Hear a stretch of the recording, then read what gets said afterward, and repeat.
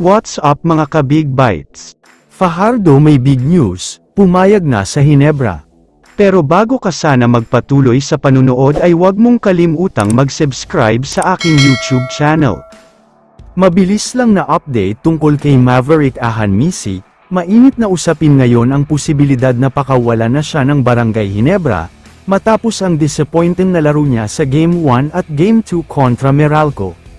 Sa Game 1 pa lang, makikitang limitado ang kanyang playing time, at sa mga sandaling nasa loob siya ng court, hindi niya nagawang makapagbigay ng ambag, nabigyan siya ng playing time sa Game 2 pero wala na naman ambag.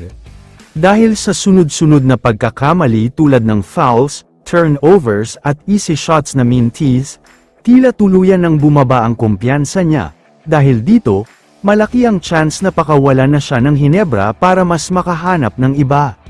Sa ibang balita naman, mainit pa rin ang usapan tungkol kay Junmar Fajardo at ang posibilidad ng kanyang pag-alis sa SMB. Patuloy ang mga espekulasyon na handa nang bitawan ng SMB ang kanilang star player upang mag-rebuild. Ngunit ayon sa mga lumalabas na ulat, hindi raw mismo San Miguel Beermen ang gustong bumitaw kay Junmar Fajardo, sa halip ay si Fajardo mismo ang nag-request ng trade, dahil nais niyang lumipat sa childhood team niya na Barangay Hinebra. Sino nga ba naman ang hindi magnanais maglaro para sa pinaka-popular team sa PBA, bukod sa solidong suporta ng kanilang fans, makakasama pa niya si Coach Tim at Justin Brownlee na greatest coach and import of all time. Ayon naman sa kampo ng Barangay Hinebra, interesado rin daw silang makuha si Fajardo, pareho nilang gusto ang isa't isa. Dahil sino ba naman ang tatanggi sa isang 8-time MVP at pinakamagaling na manlalaro sa history ng PBA?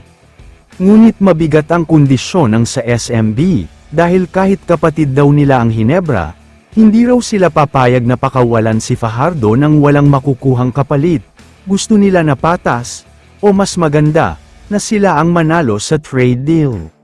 Mga starters daw ng Hinebra ang target ng SMB para sa trade, at hinihingi raw nila ang 2 star players, kasama pa ang 2 first round pick, sa madaling salita ay 4 na assets ang kailangang isakripisyo kapalit ng isang superstar. Sa aking opinyon, kahit pa isang elite player ang mapunta sa Hinebra, isa itong napakalaking sugal para sa kanila. Mawawalan sila ng 2 key players, pero makakakuha sila ng best player sa kasaysayan ng PBA. Kaya naman kung kayo ang tatanungin, ano ang masasabi nyo sa big news na ito? I-comment mo naman ang opinion mo tungkol sa tanong na ito. Dito na muna nagtatapos ang video na ito. Maraming salamat sa panunood mga ka-Big Bites. God bless sa inyong lahat.